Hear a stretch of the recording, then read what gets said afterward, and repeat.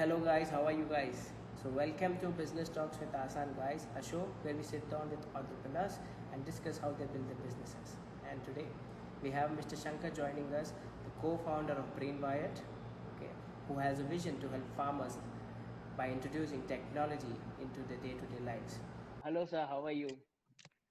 I'm good. How are you? I'm absolutely fine, sir. So I was just going through your episode on Shark Tank, and I would like to tell you something. The product you're building is like I have three words for that: WOW. Wow! It's an amazing product, Thank, amazing product, sir. thank you. Thank you So so much. can you just give brief of the product to our audience so that our audience know more about the product? Yeah, sure. So basically, what we have designed and developed is a livestock health monitoring system. So what our team is doing here is that we have developed an IoT-based ear tag. So we place it on the ear of the cattle, and it is able to monitor the cattle's activity. And based on that, we determine whether the cattle is sick or not, or whether it is going into a heat cycle. So we do that with the use of technologies like IoT, machine learning, artificial intelligence. So we use all that to do that. And the major idea is to help Indian farmers, actually global farmers. And once this technology is out there, and because we are doing it in an affordable manner, so we want it to be a technology that is adopted by dairy farmers across India, so that everyone gets the benefit of a solution like this. Yeah, great, sir. So how was the first version of your product, sir, when you initially started, right?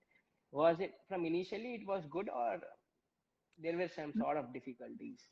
No, actually, there were a lot of challenges that we faced initially. I mean, with respect to prototype development itself, I mean, you need to have a good enough team to do that. And even though we come from Absolutely. an engineering background, we have to have an expertise in such things wherein we can actually working with development boards and using predictions. But took some time. We did some trials. Took us almost around 2.5 years to perfect it to the stage it is right now, and a lot of trials, a lot of trial and errors, and yeah, we have a product right now. Great, sir. So how difficult it was for you initially when you were working on the first version of the product, right? And you waited, as you mentioned, you waited for 2.5 years. So it is very difficult to keep patient sometimes, and a lot of people question you, including your friends and relative, on what sort of work you're doing. So how did you handle it, sir?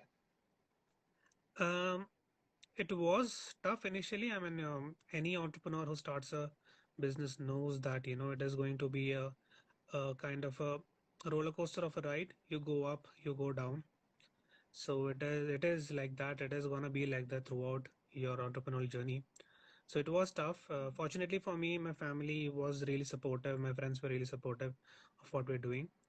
Yeah, obviously there were moments of doubt, but they stuck with me, and the team stuck with me, and we worked throughout it. The development, as I mentioned, the only risk, I guess, the issue that we really faced was with the financial constraints. Being a hardware product requires a lot of funds, and it was really tough to get funds initially, especially for an agriculture-based startup. Absolutely. So, so took some time, but yeah, So we you figured made it it out. out. Great, sir. So, can you tell us more about your educational background, sir? Obviously, you were, uh, as you mentioned, you were an engineer, but were you a class topper or a backbencher sort of thing? Can you just tell us more about it?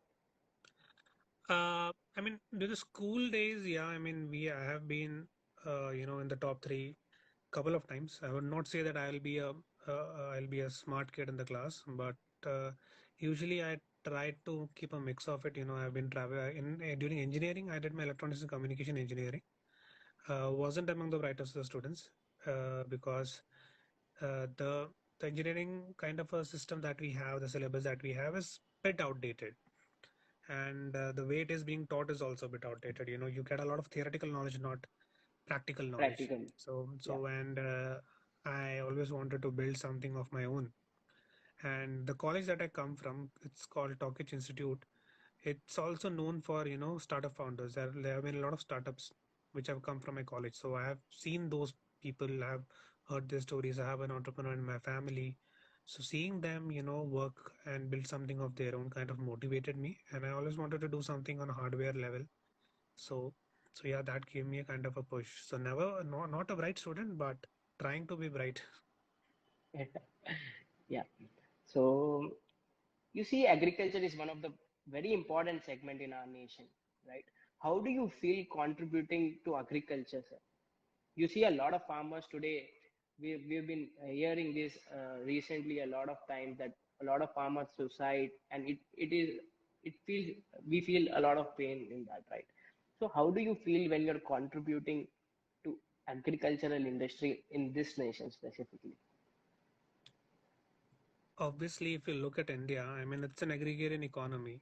The lot of, Absolutely. I mean, a lot of funds, a lot of, GDP support comes from the agriculture background. And even though we are such an agrarian community, we don't have technology in that respect. A lot of people are farmers, but they don't have access to technology and they don't understand technology. Yeah. So it has been a challenge in terms of people adopting it, and people have been relying on manual labor for years and centuries now. That suddenly when someone brings a new technology, it takes time Time. for people to adopt. But even though it was challenging, I guess people are now adaptive because especially after COVID, now people have realized that your agriculture is something that is here to stay. And no matter how long it goes, agriculture is something which is kind of a pandemic proof or a disaster proof kind of thing, because it stays. People need food, people need milk. So now people are now looking into agriculture in a different perspective. A lot of agritech startups are coming up. Many people are working around it. So yeah, so I guess this is now the age of agriculture startups will be coming up. Absolutely. So how difficult it was for you initially to explain technology to the farmers, sir? It's a challenge. It's a challenge. More than the technology, the idea of farmers getting benefit out of technology is the harder part to convince. Because when you're talking to them, it has to be in a way wherein they understand why it is working outside India and why it should also work in India. And because people are apprehensive, they have been taught a certain way of life ever since the beginning. So it takes some time for them to adopt to a new technology. And fortunately for us, there is a paradigm shift. People are now shifting their focus onto on new sectors. We have a lot of urban community now picking up dairy farming as a kind of a secondary hobby or a secondary source of revenue. So a lot of urban communities now coming into agriculture. So convincing them has been easy. And when we started off, we did not think that the agriculture community would be very welcoming. But I don't know, for maybe it's our only experience. But every order that we have received till date has always been incoming.